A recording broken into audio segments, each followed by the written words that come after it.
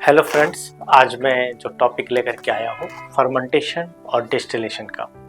मैं आज बताऊंगा कि फर्मेंटेशन क्या होता है और डिस्टिलेशन क्या होता है, क्योंकि ये दोनों ही प्रोसेस से हमें अल्कोहल मिलता है, जो कि जब हम कोई भी अल्कोहल बनाते हैं तो ये दोनों ही प्रोसेस बहुत इम्पॉर्टेंट होता है हमारे लिए, और तभी जाकर के हमें इथाइल अल्कोहल मिलता है।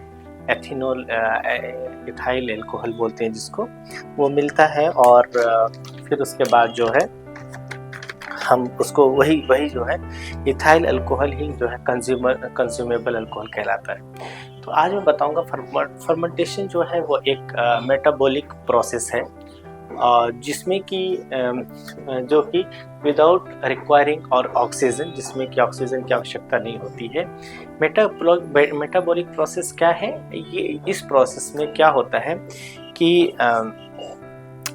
ईस्ट हम लोग ऐड करते हैं। किसी भी जो ग्रेन्स होता है उसमें हम ईस्ट ऐड करते हैं, और ईस्ट क्या करते हैं कि जब वो फर्मेंटेशन होता है, ईस्ट के साथ कोई भी हम प्रोडक्ट इस्तेमाल करते हैं तो वो शुगर, लेकिन वो शुगर, किसी भी शुगर कंटेनिंग प्रोडक्ट को हम ईस्ट के साथ जब हम फर्मेंटेट करते हैं तो वो क्या करता है कि शुगर को खाता है। जब शुगर को खाता है तो कुछ रिएक्ट करता है, और वो रिएक्शन क्या होता है कि वो इथाइल अल्कोहल में दो चीज़ें वो देता है, और दो चीज़ों में कन्वर्ट होता है, अल्कोहल और CO2। और जो अल्कोहल हमें मिलता है वही होता है, इसीलिए उसमें बहुत ज़्यादा स्मेल रहती है उसमें। जब हम ईस्ट के साथ उसका फर्मेंटेशन करते हैं तो जब ईस्ट जो है शुगर को खा जाता है तो जो चीज़ रिएक्ट होकर के निकलती है वो होती है अल्कोहल और CO2 डिस्ट्रॉय हो जाती है, अल्कोहल हमारे पास रह जाता है, और वो अल्कोहल होता है इथाइल अल्कोहल। इसीलिए उसमें बहुत ज़्यादा स्मेल होती है, और इथाइल अल्कोहल ही जो है वो हमारी कंज्यूमेबल अल्कोहल कहलाती है। तो ये होता है फर्मेंटेशन प्रोसेस। ऐसा ज़रूरी, और कई बार ऐसा है कि अगर हम नॉर्मली भी कोई चीज़ फर्मेंटेशन करते हैं तो उसमें भी हमें वही प्रक्रिया मिलती है।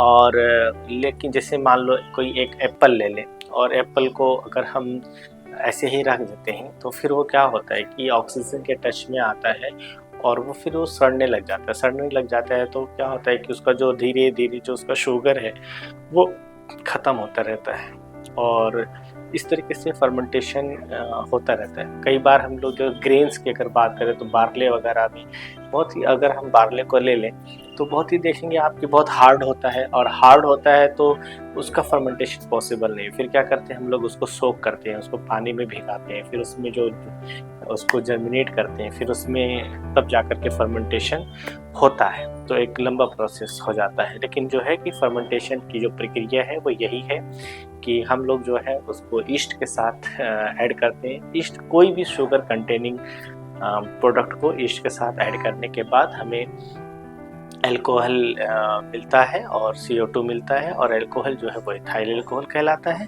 जो कि और ऐसा है कि जब हम नॉर्मली कोई भी इस तरीके से अगर हम फर्मेंटेट करते हैं उसके बाद जो हमें अल्कोहल मिलता है वो 9% के आसपास मिलता है। लेकिन कई बार आप देखोगे कि अब आता है कि डिस्टिलेशन क्या है। ये तो रहा पूरा फर्मेंटेशन का, कि अभी तक हमें जो अल्कोहल मिला वो 9% के आसपास, लेकिन आपने देखा होगा कि हमारा जो अल्कोहलिक वॉल्यूम है, अगर मैं वोडका वगैरह की बात करूं तो वो भी 30 के आसपास, 35 के आसपास, और 40 अब भी और भी अल्कोहलिक जो जाते हैं। तो उसमें क्या होता है, हमारा डिस्टिलेशन जो प्रोसेस होता है ना, हम जितनी बार डिस्टिलेट करते हैं उतनी ज़्यादा अल्कोहलिक वॉल्यूम जो है वो इंक्रीज होता रहता है। अब डिस्टिलेशन प्रोसेस क्या है कि एक ऐसा प्रोसेस है जो कि हम लिक्विड को, अभी हमें फर्मेंटेशन के बाद जो हमें लिक्विड मिला है, उस लिक्विड को हम लोग जब डिस्टिलेट करते हैं तो हमें एक हीट, जब हम उसको हीट,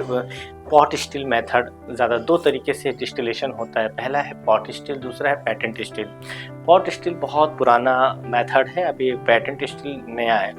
पॉट स्टिल की अगर मैं बात करूं तो उसमें क्या होता है कि एक कंटेनर होता है और जब हम उसमें हीट करते हैं तो जो वेपर निकलता है, लिक्विड जो वेपर होता निकलता है, जब हम हीट देते हैं तो जाहिर सी बात है कि वेपर होता है और आगे जाकर के कुछ जो नली गई होती है उसमें कुछ ऐसा कंडेंसिंग पावर वो होता है जो कि कन्वर्ट करता है लिक्विड को इनटू उसको दोबारा जो कंडेंसिंग करता है वाटर को, लिक्विड को वाटर में, ठीक है, वाटर तो उस लिक्विड के फॉर्म में कन्वर्ट कर देता है, तो वो हमारा एक्चुअल अल्कोहल होता है जिसमें कि वॉल्यूम बढ़ जाता है और वो भी 20 to 23%। और फिर इसी तरीके से अगर हम डिस्टिलेशन कर दें तो उसका जो है अल्कोहलिक वॉल्यूम बढ़ता चला जाता है। तो दो चीज़ें हैं कि फर्मेंटेशन क्या है। तो मैंने बताया कि फर्मेंटेशन एक मेटाबॉलिक प्रोसेस है जिसमें वो एक उस प्रोसेस में क्या होता है कि कोई भी शुगर कंटेनिंग प्रोडक्ट हम ईस्ट के साथ जब फर्मेंटेट करते हैं तो हमें अल्कोहल और कार्बन डाइऑक्साइड मिलता है और वही एथाइनल रूप में होता है। दूसरा होता है कि उसी जो लिक्विड में होता है, जो फर्मेंटेशन के बाद जो हमारा लिक्विड जो हमें मिलता है, उस लिक्विड को हम लोग जो है हीटिंग प्रोसेस में करने के बाद जो वेपर्स निकलते हैं और उस वेपर्स को जब कंडेंसिंग करते हैं, कन्वर्ट करते हैं, तो वो भी फिर दोबारा जो लिक्विड में कन्वर्ट होता है तो उसको हम डिस्टिलेशन प्रोसेस कहते हैं, जो कि बिल्कुल कलरलेस होता है। और जो हमें कलर अगर मिलते भी हैं विस्की वगैरह में तो वो जो कास्क होता है जिसको बैरल बोलते हैं उसके थ्रू मिलता है। तो आज का जो टॉपिक था वो इतना ही था कि डिस्टिलेशन और फर्मेंटेशन क्या होता है। आज के लिए इतना ही। Thank you so much.